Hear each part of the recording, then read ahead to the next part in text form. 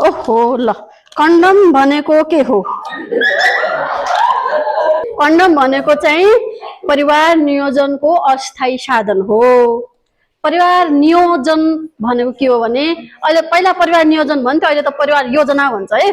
परिवारको योजना भनेको के हो भने मैले बिहा गरेँ, अब मैले कतिजना मैले बच्चा जन्माउने, एक बच्चा जन्माउने, दुई बच्चा जन्माउने या नजन्माउने, मेरो पढाइ पुरा गरिसकेपछि जन्माउने अथवा म जागिर लागिसकेपछि जन्माउने भनेर चाहिँ योजना बनाउनलाई के हो?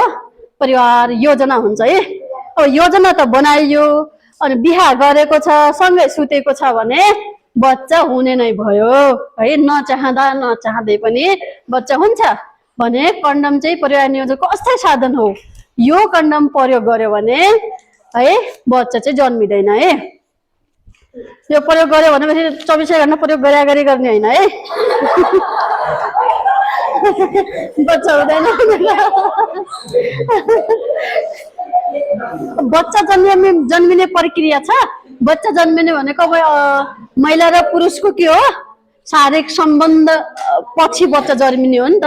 महिलाको ओभम पुरुषको स्पर्म मिलेर चाहिँ बच्चा जन्मिने हो, जुन चाहिँ शारीरिक सम्पर्क एउटा प्रक्रिया हुन्छ भने त्यो शारीरिक सम्पर्कको प्रक्रियामा चाहिँ त्यो समयमा चाहिँ यो कन्डम चाहिँ प्रयोग गर्नु पर्दछ।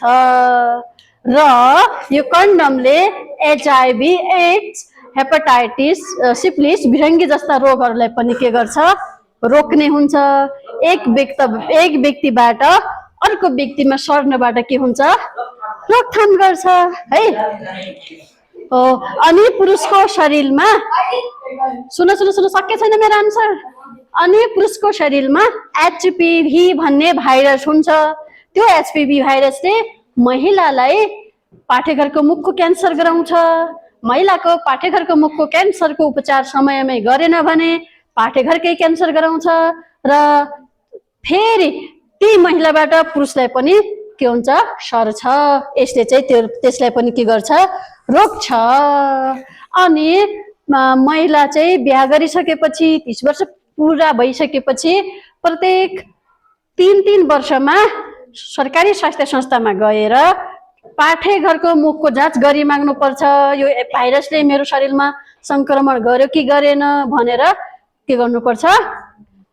जाँच गर्नुपर्छ। हैन भने सानोतिनोमा चाहिँ थाहा हुँदैन कि यस्तो विकराल रूप आएपछि बल्ल लक्षणहरू देखिन थाल्छ भने समयमै पत्ता लाग्यो भने उपचार गर्न सकिन्छ। उपचार निशुल्क छ, जाँच पनि निशुल्क छ, उपचार पनि निशुल्क छ।